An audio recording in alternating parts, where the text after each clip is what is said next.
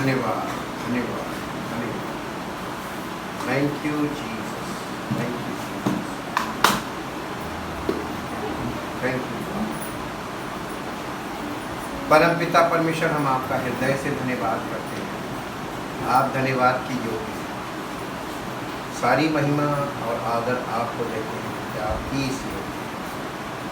आपके वचनों के लिए जो पवित्र आत्मा के द्वारा हमें प्राप्त होते हैं, आपका प्रभु, हम आपके वचन के सत्य को समझें और उस सच्चाई को समझकर अपने जीवन में ग्रहण करें, ताकि वो सत्य हमें छुटकारा दे। क्योंकि आपके वचन में लिखा है कि और तुम सत्य को जानोगे और सत्य तुम्हें स्वतंत्र करेगा। प्रभु, ये सत्य हमको स्वतंत्र करता है। सारे बंधन टूटते हैं जब हम सत्य को ग्रहण करते हैं और उस सत्य को अपने जीवन में रिसीव करके उसको फॉलो करें, ताकि आपके प्रभु यीशु मसीह के सदृश हम बन सकें। आप हमें बनाते हैं ताकि हम आपके बेटे बेटियां कहें और आपकी महिमा जो आपके बेटे बेटियों के जीवन से प्रकट होनी चाहिए, उसे हमारे जीवन से प्रकट करके साबित करते हैं कि आपने हमें प्रेम किया, अपने पुत्र के बलिदान के द्वारा छुटकारा दिया और हमें पुत्र के सदृश बनाकर ग्रहण किया और पवित्र आत्मा के फलों के द्वारा इस बात को हमारे जीवन से सिद्ध कर अपनी महिमा करें। इसलिए प्रभु, आपकी महिमा प्रकट हो और आपका नाम है यीशु मसीह के नाम से आमीन। Praise the Lord. Word of God part 21, resurrection of Jesus part 1। पहला कुरिन्थियों 15 अध्याय का 17 पद पढ़ेंगे। और यदि मसीह नहीं जी उठा, और यदि मसीह नहीं जी उठा तो तुम्हारा विश्वास व्यर्थ है, तो तुम्हारा विश्वास व्यर्थ है और तुम अब तक अपने पापों में फंसे हो। जो कोई जिसके जीवन में मसीह का पुनरुत्थान नहीं हुआ, या जो कोई मसीह के पुनरुत्थान का भागी नहीं हुआ, वो अभी अपने पापों में फंसा हुआ। ये एकदम प्रूव्ड लाइन है। इंग्लिश में पढ़ना बेटा। And if Christ has not been raised, your faith is mere delusion, futile, fruitless, and you are still in your sins, under the control and penalty of sin. The resurrection of Christ is a fact of history, abundantly proven. यानी ये बात शुरू से साबित हुई है और ये इतिहास का एक सत्य है और एक तथ्य है कि मसीह जी उठा। The resurrection of the Lord Jesus completed his finished substitutionary work, यानी उसने जो हमारे लिए उद्धार का काम किया, वो काम पूरा किया। इस बात का प्रमाण पुनरुत्थान है। यीशु मसीह का पुनरुत्थान इस बात का प्रूफ है कि उसने उद्धार के काम को पूरा किया। Without the resurrection, his crucifixion and death would have been in vain.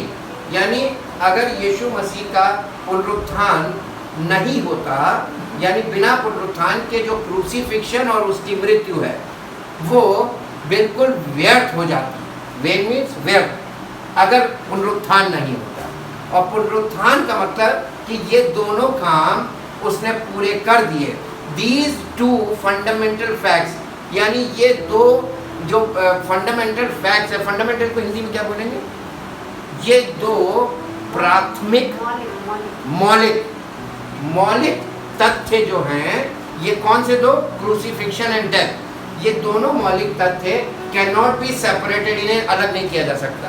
Crucifixion और डेथ दोनों का अलग नहीं किया जा सकता, तो दोनों एक है। ठीक है। रोमियो की पत्री 4 अध्याय उसका 25 पद।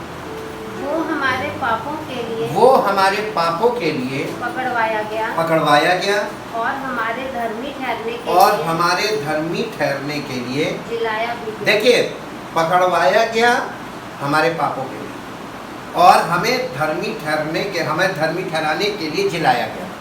The resurrection is important. और उसका रेजरेक्शन हमारे जीवन में नहीं हुआ या हम उसके साथ रेजरेक्ट नहीं हुए तो हमारा विश्वास व्यर्थ हो गया। अब ये बताइए रेजरेक्शन के लिए क्या जरूरी है? Crucifixion and death. Death, death होना जरूरी ताकि death and burial is must for us to resurrection. तो उसके हम अपने पापों के लिए, वो हमारे पापों के लिए मरा और हम भी उसके साथ मर गए, ये विश्वास करना है। और पवित्र आत्मा के द्वारा वो हमारे जीवन में रीजेनरेशन का जो काम करता है वो ये, इसी को पवित्र आत्मा का बपतिस्मा कहते हैं। वो हमें पापों से छुटकारा देता है और पवित्र आत्मा यानी जो नया स्वभाव, पुत्र का स्वभाव हमारे अंदर डालता है ताकि हम पुत्र के सदृश जीवन व्यतीत करना शुरू करें। स्टार्टिंग ऑफ स्पिरिचुअल लाइफ, ये इसी को बैप्टिज्म बोला गया है। ठीक है, बैप्टिजो वर्ड का मतलब है टू इमर्स, लेकिन टू इमर्स इतना मीनिंग है बैप्टिजो का। Immerse in which, In Holy Spirit. हाँ, जैसे वाटर बैप्टिज्म के लिए to immerse in water, spirit baptism के लिए to immerse in spirit, but the baptism of Jesus Christ, the body of Jesus Christ, to immerse in the body of Jesus Christ, यीशु मसीह की देह में डूब जाना या फिट हो जाना, प्लेस इनटू इट, उसमें जाके फिट हो जाना, ये इमर्सन है। और बैप्टिजो का मतलब है टू इमर्स, किसी चीज़ का किसी चीज़ में पूरी तरीके से कवर अप हो जाना। ठीक, डूब जाने का मतलब कवर अप हो जाना। तो वाटर बैप्टिज्म में जैसे पानी के अंदर लोग चले गए, वो कवर अप हो गया, वैसे ही हम मसीह की देह में कवर अप हो जाए। This is the spirit baptism, ये है पवित्र आत्मा का बपतिस्मा। इसका इंग्लिश में पढ़ना बेटा, Romans chapter 4 verse 25। Who was betrayed Who was betrayed and put to death and put to death because of our misdeeds, because of our misdeeds, and was raised to secure our justification, to secure our justification, our acquittal, our acquittal, making our account balance, making our account balance, and absolving us from all guilt from all guilt before God. before God। यानी परमेश्वर के सामने वो हमको यीशु मसीह के on behalf of Jesus Christ हमको छुटकारा मिलता है when we believe in Jesus Christ. ये है, और ये प्रैक्टिकल होना चाहिए। पहला कुरिन्थियों उसका 15 अध्याय उसका 3 और 4 पद पढ़ दीजिए। इसी कारण मैंने सबसे पहले तुम्हें वही बात पहुंचा दी जो मुझे पहुंची थी कि पवित्र शास्त्र के वचन के अनुसार यीशु मसीह हमारे पापों के लिए मर गया और गाड़ा गया और पवित्र शास्त्र के अनुसार तीसरे दिन जी भी उठा। सब बातें पवित्र शास्त्र के अनुसार चल रही हैं, यानी ओल्ड टेस्टमेंट के अनुसार। इंग्लिश में For I passed on to you, first of all, what I also had received, that Christ the Messiah, the Anointed One, died for our sins in accordance with what the Scriptures foretold, that he was buried, that he arose on the third day, and that he arose on the third day, as the Scriptures foretold। यानी ये भविष्यवाणी में भेज रहा है, यशाया में है सब। ठीक, as the Scripture foretold, यानी पुराने नियम में भविष्यवाणी यीशु मसीह के विषय में कही गई थी इन्हीं बातों के लिए। इसके बाद God accepted his finished work because he raised and enthroned him at his own right hand। परमेश्वर ने उसके इस काम को एक्सेप्ट किया। कौन सा काम? Crucifixion and death. उसके इस काम को एक्सेप्ट किया, परमेश्वर ने ग्रहण किया। उसके इस उद्धार के काम को जो उसने पूरा किया था क्रूसिफिक्शन पे और डेथ से पूरा कंप्लीट किया था। परमेश्वर ने इसे ग्रांट किया वेयर, और फिर परमेश्वर ने उसको झिलाकर अपने दाहिने हाथ बिठा दिया। ठीक, एंथ्रोन का मतलब उसको सिंहासन पे अपने बगल में बिठाया, राइट हैंड, दाहिने हाथ पे, where no sin can enter, जहां पे कोई पाप प्रवेश नहीं कर सकता परमेश्वर की उपस्थिति में। इसके लिए हम पढ़ेंगे दूसरा कुरिन्थियों 5 अध्याय 21 पर। जो पाप से अज्ञात था, जो पाप से अज्ञात था उसी को उसने हमारे लिए पाप ठहराया, कि हम उसमें होकर, उसके द्वारा नहीं लिखा, उसमें होकर, किसमें होकर, यीशु मसीह में होकर परमेश्वर की धार्मिकता बन जाए। जी, English.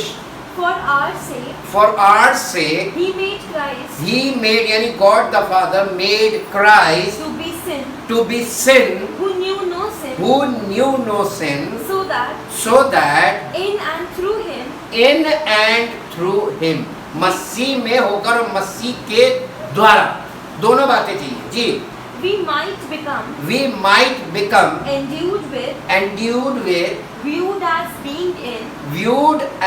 being in, and examples of the righteousness of God, God, what we ought to be, approved and acceptable, and in right relationship with Him by His goodness. by His goodness। इसके बाद हम आते हैं इब्रानियों की पत्री, Romeo की पत्री 8 अध्याय का 34 पद। फिर कौन है जो दंड की आज्ञा देगा? मसीह ही है जो मर गया वरन मुर्दों में से जी भी उठा और परमेश्वर के दाहिनी ओर है और हमारे लिए निवेदन भी करता है। कौन? तो जब वो हमारे लिए प्रेयर कर रहा है, परमेश्वर से निवेदन कर रहा है, हमको क्या करना है? आज्ञा माननी है। ठीक, और यहाँ देखिए, यहाँ सब लोग प्रेयर कर रहे हैं, जो काम वो उपस्थिति में बैठ के हमारे लिए प्रेयर कर रहा है, पापियों के लिए कि मन फिराएं और उद्धार पाएं, और यहाँ लोग उससे मांगने में लगे।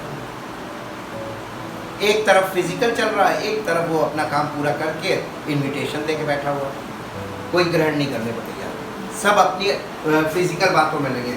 इंग्लिश में पढ़ना बेटा। Who is there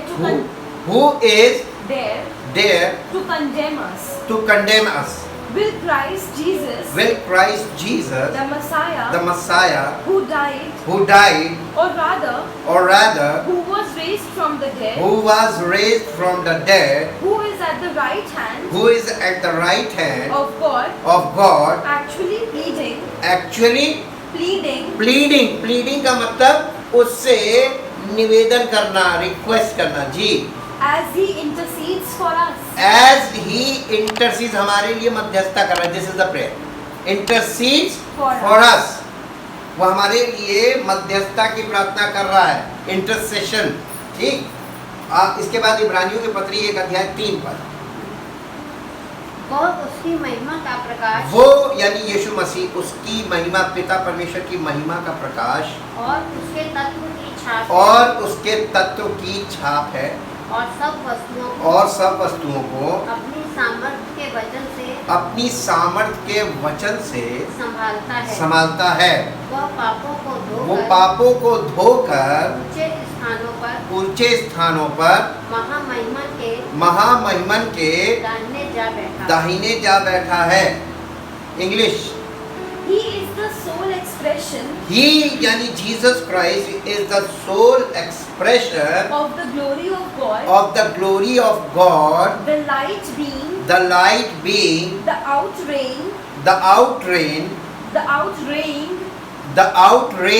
or radiance of the divine, and he is the perfect imprint he is the perfect imprint and very image of God's nature, upholding and maintaining of upholding and maintaining and guiding and propelling the universe by his mighty word of power. by his mighty word of power, When he had, by offering himself accomplished our cleansing of sins our cleansing of sins and riddance of guilt, and riddance of guilt, he sat down at at the right hand of the divine majesty on high. of the divine majesty on high. कहाँ पर है? अब पिता के दाहिने बैठा हुआ है. He is in the office.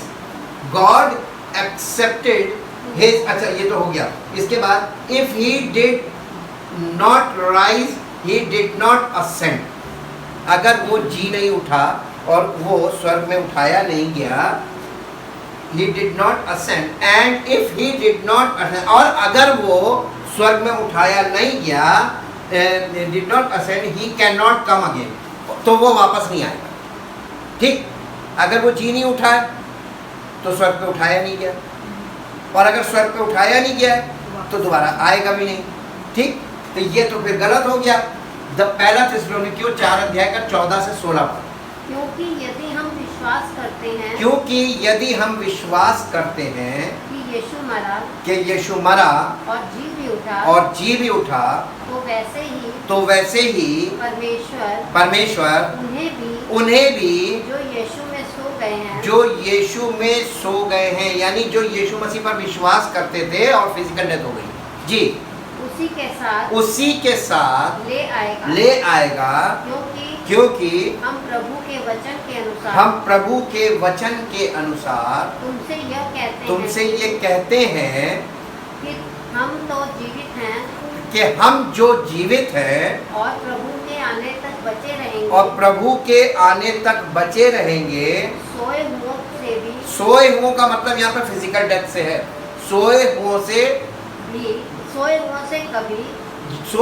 से कभी आगे ना बढ़ेंगे, क्योंकि प्रभु आप ही स्वर्ग से उतरेगा. उस समय ललकार और प्रधान दूत का शब्द सुनाई देगा और परमेश्वर की तुरही फूकी जाएगी. और जो मसीह में मरे हैं, और जो यहाँ पे देखिए साफ लिखा, जो मसीह में मरे हैं वो पहले जी उठेंगे. इसको बेटा इंग्लिश में पढ़ दो.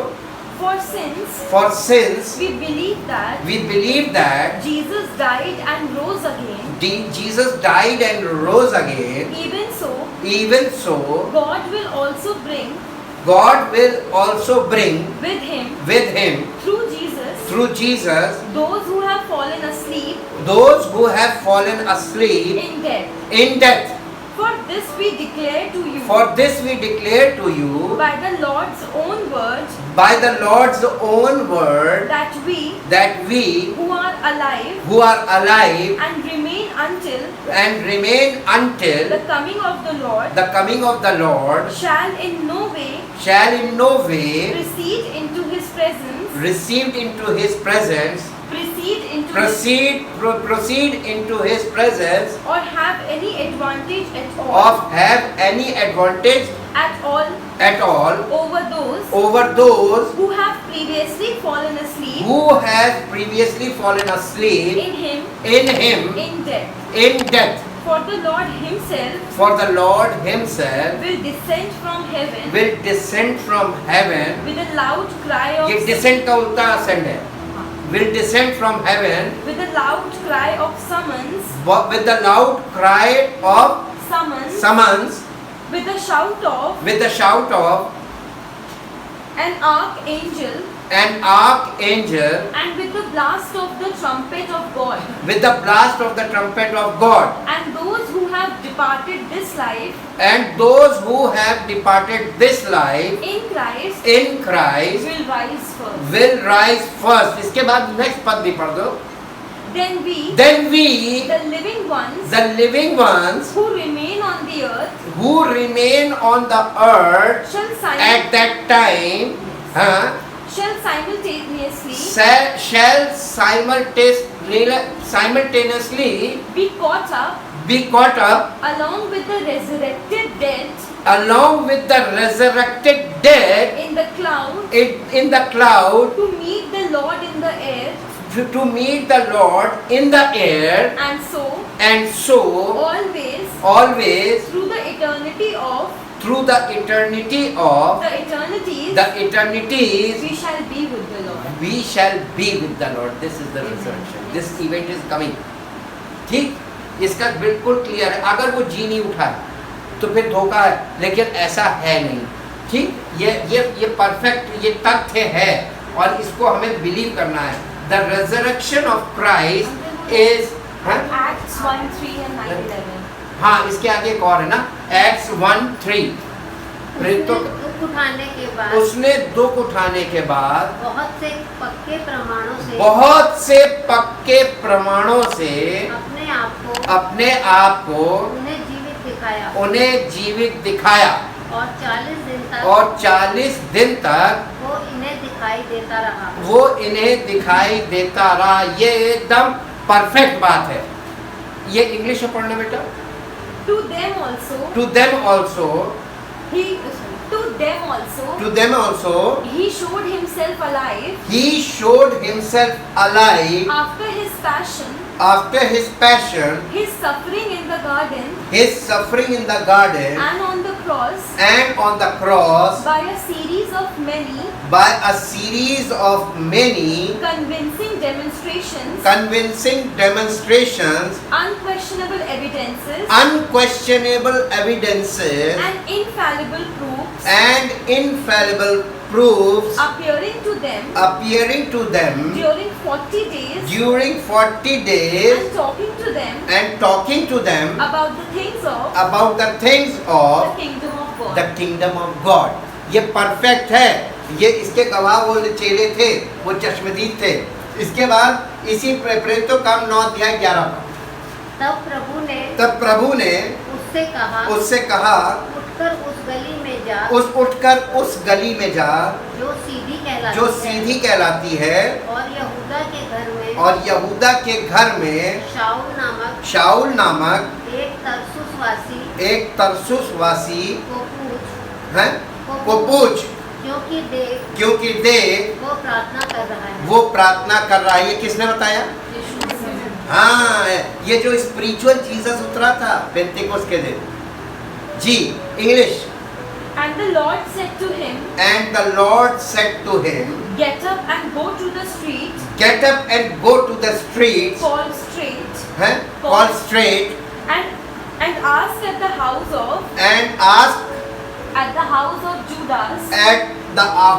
of Judas, for a man of Tarsus, named Saul. For behold, he is praying there. ये जो है, ये कौन सा अध्याय है? ये 9वां अध्याय है. 9वें अध्याय की शुरुआत पौलुस को यीशु मसीह ने दर्शन दिया in the form of light और आवाज आई. वो आवाज पौलुस ने सुनी, केवल पौलुस ने, उसके साथियों ने सिर्फ रोशनी देखी. और वो आवाज आई, उसने कहा कि वो जब गिर गया तो उसकी आंखें जो थी वो लाइट से उसकी चमक से वो अंधा हो गया. इतनी शार्प लाइट थी. उसने कहा, हे प्रभु तू मुझे, हे शाऊल तू मुझे क्यों सताता है? उसने कहा, मैं यीशु. उसने कहा प्रभु तू कौन? उसने कहा मैं यीशु. और जैसे ही उसने कहा मैं यीशु हूँ, वहां पर वो मूर्छित हो गया. उसने कहा कि क्या आज्ञा? उसने कहा जो तुझे करना होगा वो तुझे बताया जाएगा. और वो अंधे की हालत में उसको ले गए थे उसके साथी लोग, और वो तरसुस के यहाँ रुका हुआ था. फिर यीशु मसीह ने इधर इसको भेजा, सेवक को कहा कि जाओ, वो वहाँ पर प्रेयर कर रहा है, उसके ऊपर हाथ रखो. जब इसने हाथ रख के घर में पढ़िएगा तो उसकी आँख से छिलके गया. तीसरे दिन ये देखने पाया था. 3 दिन बाद इसको दिखाई दिया. प्रभु यीशु मसीह खुद काम कर रहा था in the first century church. Spiritual Jesus काम कर रहा था. वो स्पिरिचुअल जीसस आज, वो क्योंकि चश्मदीद गवाह थे, उनके थ्रू काम शुरू हुआ, लेकिन आज कोई भी उसके आसपास नहीं पहुंच पाया. The resurrection of Christ is a most tremendous and momentous fact of history.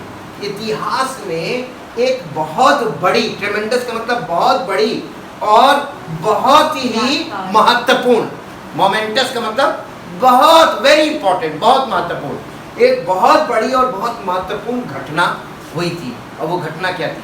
The resurrection of Jesus Christ. ये प्रेरितों का 1 अध्याय 3 पर उसने दुख उठाने के बाद बहुत से पक्के प्रमाणों से अपने आप को उन्हें जीवित दिखाया और 40 दिन तक वो उन्हें दिखाई देता रहा और परमेश्वर के राज्य की बातें करता रहा। यीशु मसीह ने यहाँ पर बहुत काम किया है जी उठने के बाद भी 40 दिन तक। The greatest evidence of Christ Christianity, जब ये जो रेजरेक्शन है, resurrection is the greatest evidence of Christianity. मसीहत का सबसे बड़ा सबूत रेजरेक्शन ही है। रोमियो की पत्री 1 अध्याय 4। और पवित्रता की आत्मा के भाव से मरे हुओं में से जी उठने के कारण सामर्थ्य के साथ परमेश्वर का पुत्र ठहरा है। इसको बेटा इंग्लिश में पढ़ दो। And as to his divine nature, according to the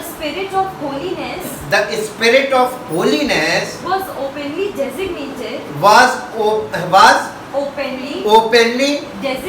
designated the Son of God in power, in a striking, triumphant and miraculous manner by his resurrection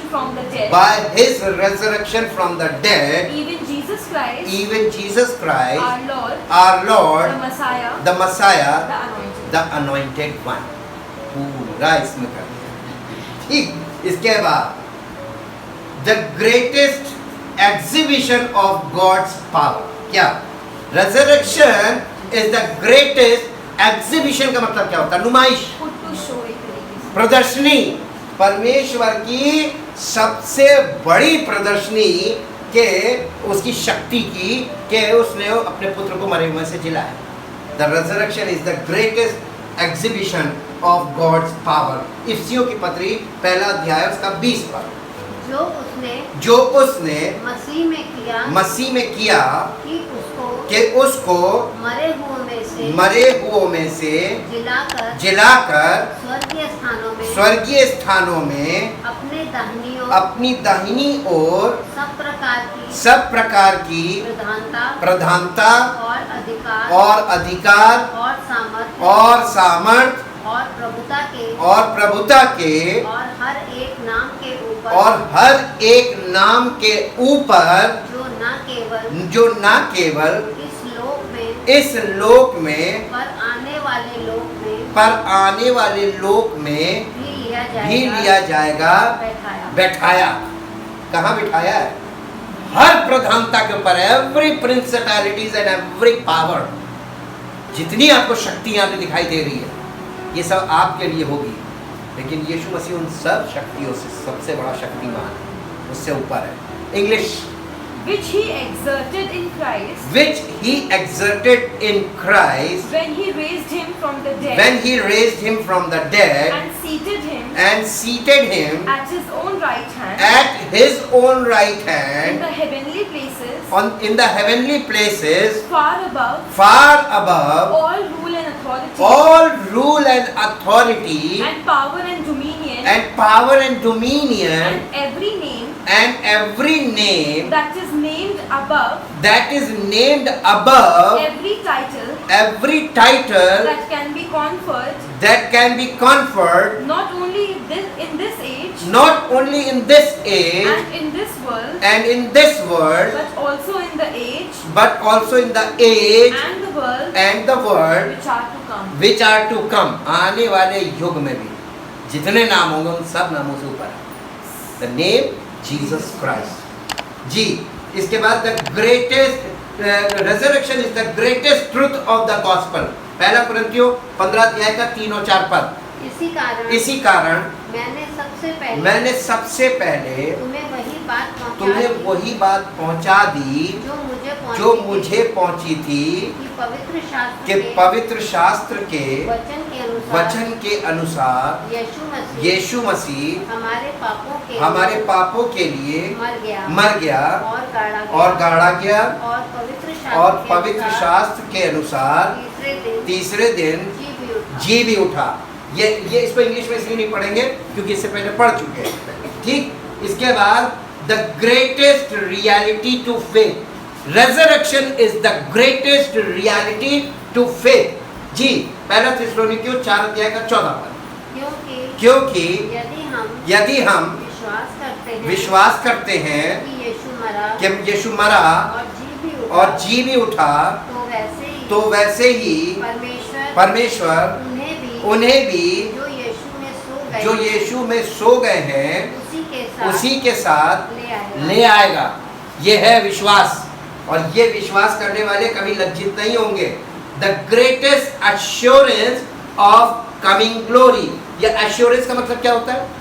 confidence, confidence है ना, इस बात की, या प्रोत्साहन।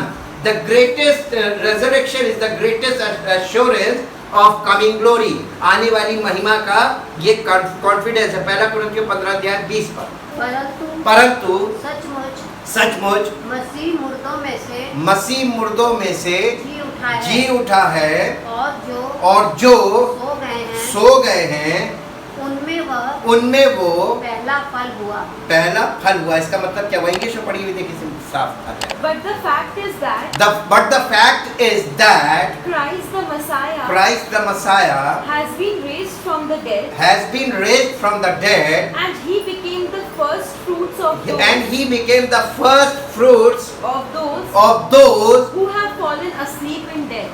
जो मर गए हैं मसीह पर विश्वास करने के बाद, हम फिजिकल डेथ के बाद भी हम भी जी उठेंगे, यानी हमारा बॉडी रेजरेक्शन होगा, वो रेजरेक्टेड बॉडी वो हमको यीशु मसीह देगा।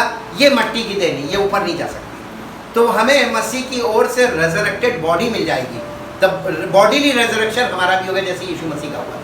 यही हमारे लिए एश्योरेंस है, ये कॉन्फिडेंस रखना है, विश्वास है। The greatest incentive to holiness, resurrection is the greatest incentive to holiness. यानी होलीनेस का मतलब होता है पवित्रता, इंसेंटिव का मतलब होता है प्रेरक, पवित्रता के लिए प्रेरित करने वाला।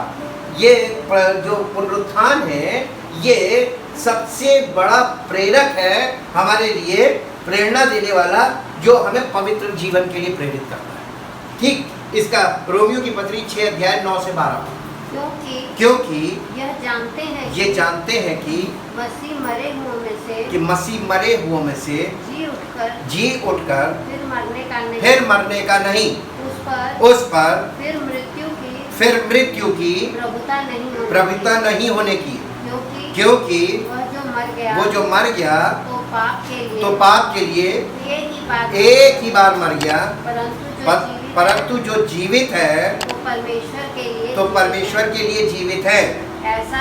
ऐसे ही तुम भी अपने आप को पाप के लिए तो मरा, परंतु परमेश्वर के लिए मसीह यीशु में जीवित समझो।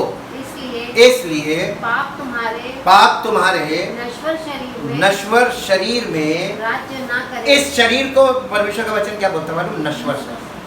ये नश्वर शरीर है। पाप तुम्हारे नश्वर शरीर में राज्य ना करने पाए कि तुम उसकी लालसाओं के अधीन रहो। इंग्लिश।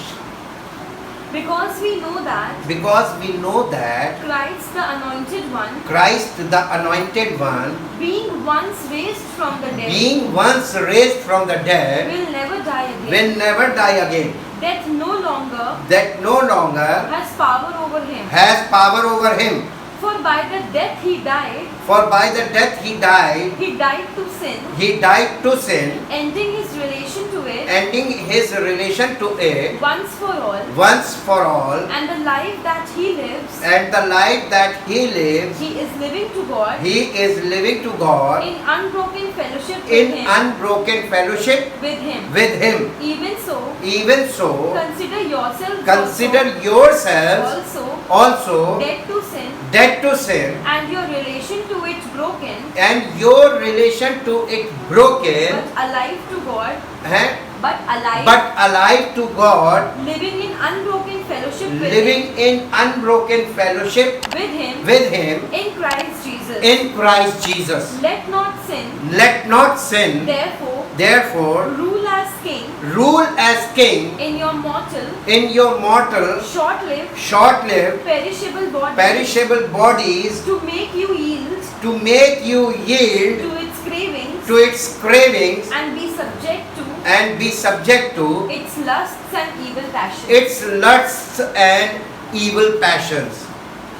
परमेश्वर का धन्यवाद करते हैं। पौलुस ने अपने जीवन में एक बात बोली थी, मेरे साथ निकाल कर पढ़ दीजिए, गलातियों की पत्री 2 अध्याय उसका 20 पद।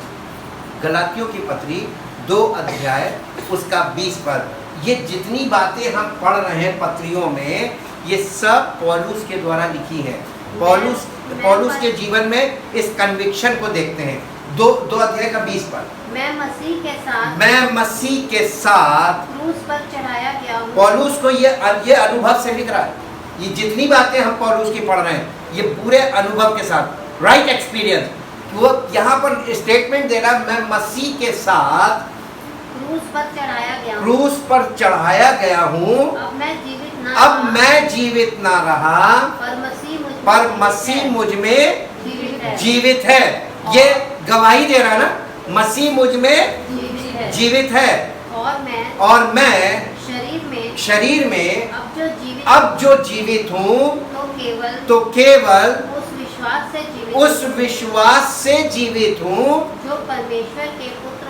जो परमेश्वर के पुत्र पर है, जिसने मुझसे प्रेम किया और मेरे लिए अपने आप को दे दिया।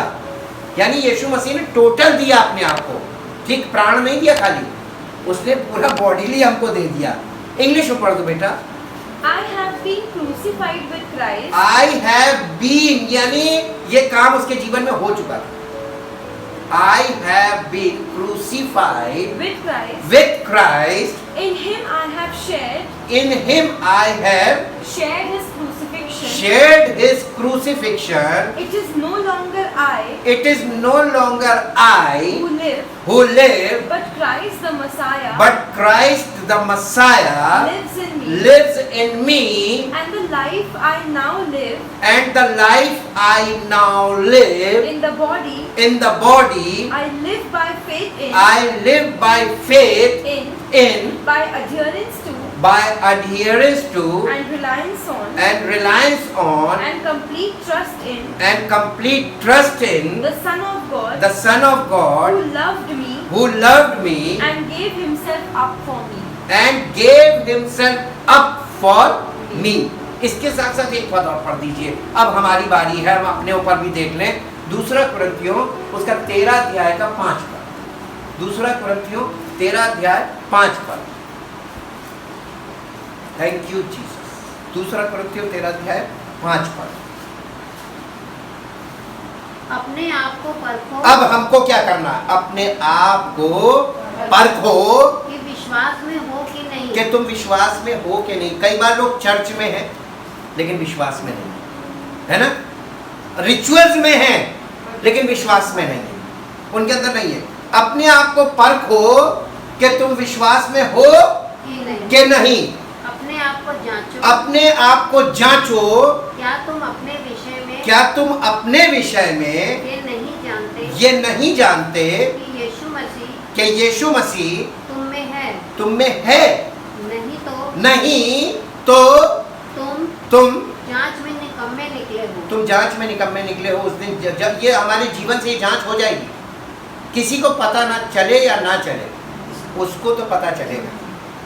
वहीं से धोखा मिलेगा आपको। इंग्लिश में पढ़ देना बेटा। Examine and test Examine and test and evaluate your own self and evaluate your own self to see whether you are holding to your faith you are holding to your faith and showing the proper fruits of it. and showing the proper fruits of it. Test and prove yourselves, Test and prove of yourself, not Christ. not Christ. Do you not yourselves realize Do you not yourself realize and know thoroughly and know thoroughly by an ever increasing experience by and an ever increasing ever experience increasing experience that Jesus Christ that Jesus Christ is in you, is in you, unless you are unless you are counterfeits disapproved on trial disapproved on trial and rejected. and Rejected. rejected. हम reject ना हो जाए। अपने आप को जांचना है और अपने आप को अपना मूल्यांकन करना है। Thank you thank you thank you Lord. परमपिता परमेश्वर, हम आपका दिल से धन्यवाद करते हैं। आपका एक एक वचन ट्राइड एंड टेस्टेड है और आपने जितनी बातें हम तक पहुंचाई हैं लिखित रूप में, पवित्र आत्मा उन बातों को हमें समझाता है ताकि हम औरों के समान ऐसे ना बन जाएं कि हम रिजेक्ट हो जाएं, बल्कि हम ऐसे दौड़ें और ऐसे जीवन जिए ताकि हम जीतें। इसलिए प्रभु, आपके वचन के द्वारा पवित्र आत्मा हमें उत्साहित करता है कि हमारा जीवन परमेश्वर की योजना और इच्छा के अनुसार हो, नहीं तो वो हमें ग्रहण नहीं करेगा। इसलिए उसकी मर्जी हमारे जीवन में पूरी हो, उसकी इच्छा और योजना के अनुसार, और उसका नाम ले पाता है। धन्यवाद के साथ इस प्रार्थना को आपके इकलौते पुत्र प्रभु यीशु मसीह के नाम से मांगते हैं। आमीन। Praise the Lord.